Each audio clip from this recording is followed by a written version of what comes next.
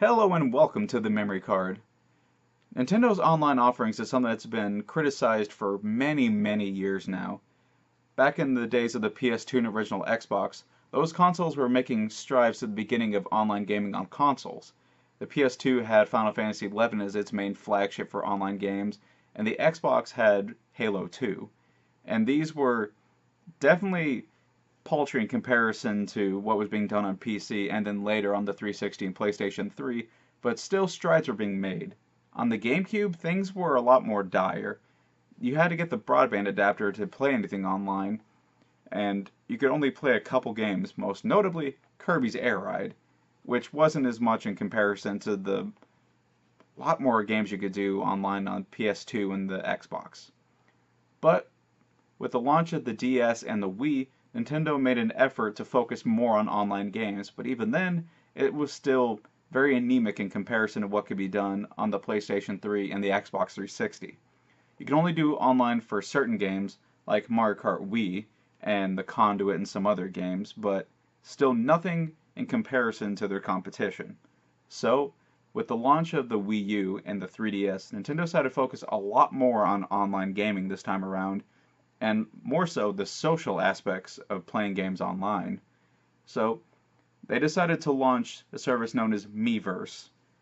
And since that's shutting down on November 7th, I figured now would be the perfect time to go through and talk about this service, its ups and downs, and what it really meant for Nintendo.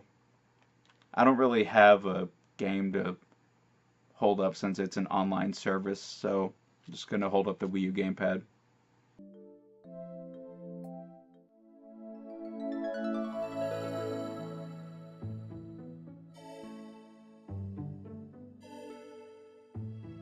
Miiverse was launched in 2012 alongside the Wii U and was meant to be a place where Nintendo fans could have specific forums to talk about the games they loved.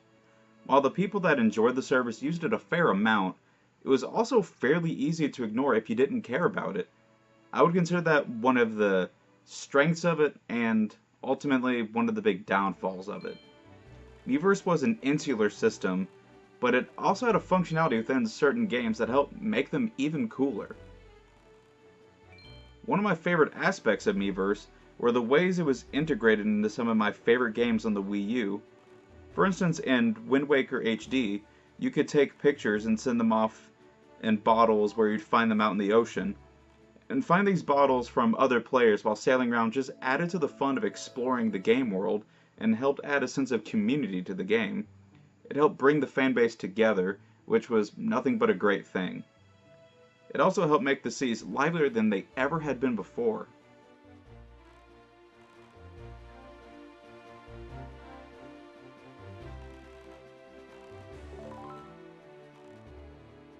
In Smash Bros. On the Wii U, there's a Miiverse stage where, regardless of whether you're online or offline, you'll see random posts from Miiverse that are related to the characters that you play.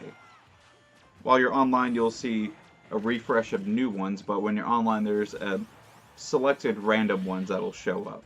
So regardless, you'll still have those offline ones when Miiverse is taken offline on November 7th. Also, sometimes the results of these posts were pretty funny. Usually it was people complaining about Bayonetta or Captain Falcon or anything like that. Not really surprising, really.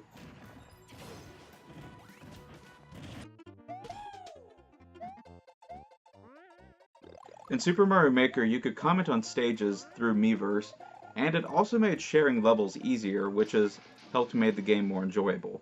And like in The Legend of Zelda Wind Waker HD, those comments helped add to the sense of community with the game, and helped make it more special. The comment system was also used in Super Mario 3D World, but it didn't have the same impact. It was not quite as integral to the experience as it was with Wind Waker HD and Super Mario Maker or Smash Bros.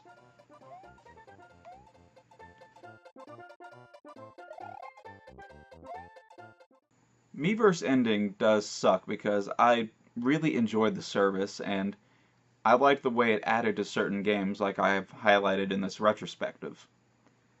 Although considering the direction that Nintendo is going now, it makes a lot of sense that they'd be ending this service.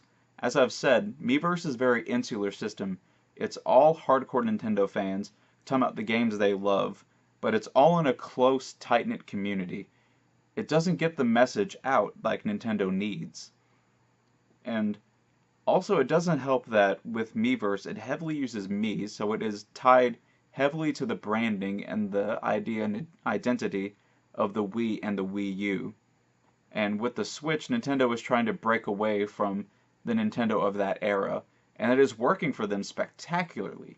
The Switch is selling really well so far, and I wouldn't be surprised if it just continues to sell extraordinarily well over the coming years. But Nintendo is wanting a clean break from those previous systems, and it's been done so far with all other aspects of the Switch, including its fantastic marketing and advertising it's been doing. But to make that split complete and final, it had to not include Miiverse on the Switch. And while that is unfortunate for people that like Miiverse, such as myself, it makes sense. Because with Miiverse, you can only talk about those Nintendo games with those fans that had those games.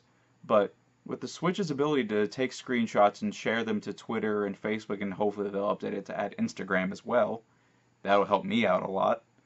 But that means that that the fans are able to get their love of Nintendo IP and their games out into a lot broader of an ecosystem. They're able to get the word out to people that might not have known as much about these games that are coming out and have already come out for the Switch. It's getting Nintendo out there even more, which coincides with what they've been doing with their great commercials and marketing they've been doing. It's quite different than the kind of thing they were doing with the Wii U, and it's much to their benefit. So, it definitely is unfortunate that Miiverse is going away, but it makes a lot of sense, and in the long run, I think it's going to help out Nintendo quite a bit.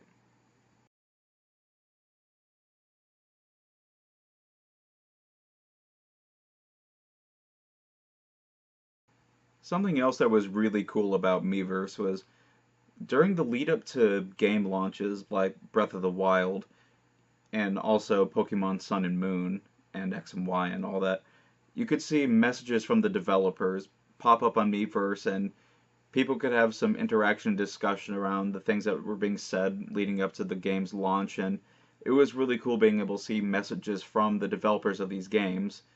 It was a nice way to build the community around these Nintendo games, not just for the fans, but also getting Nintendo themselves and the creators of these games involved with the community. And that was something that was really nice. Nintendo was continuing that in somewhat with their offerings on YouTube with different interviews with developers, but there was something really special about just seeing those messages pop up from these developers. It was definitely nice getting to see the videos and posts from Eiji Aonuma before the launch of Breath of the Wild. Also, it didn't help with the hype I was already building for that game.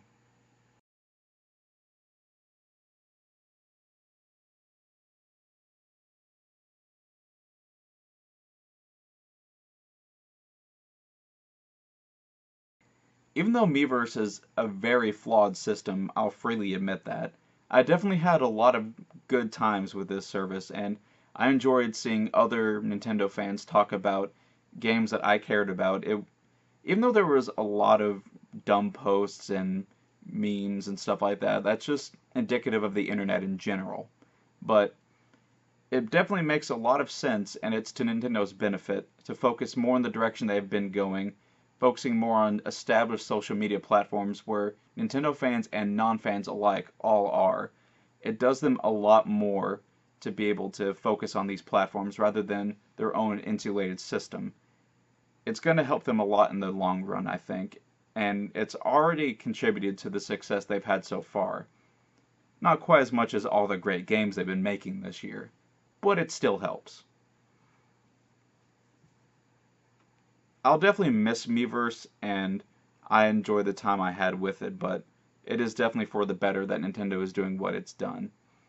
And I think that this is going to help them out so much more than Miiverse ever did. And it also helps with Nintendo focusing on the new direction they've been going. And it's a great direction. I'm excited to see where they go from now on, and I've loved what they've done this year so far. And hopefully they can fix the issues that they have made themselves this year. But regardless, thanks for watching. I'll see you next time on the memory card.